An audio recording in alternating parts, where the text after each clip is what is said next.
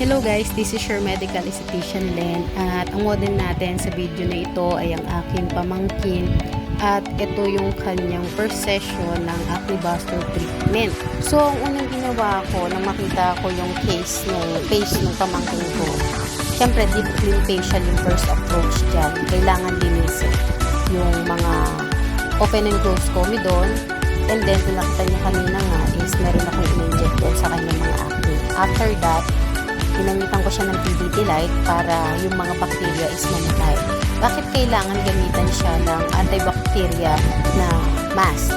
Kasi kahit malinis mo na yun, meron at meron pa din dun sa malalim. Lagi niyo pong tatandaan na kapag meron na po kayong acne, huwag niyo nang antayin na maging severe. Kasi kapag meron kayong acne, ang sinisira po niyan syempre yung physical appearance, yung confident, diba? Psychologically affected din kayo, hindi lang yan physically. So pwede po kayong magpa-treatment ng mas maaga dahil mas maaga pong matitreatment yan, mas mabilis po yung magiging resulta ng paggaling. At the same time, maaagapan po.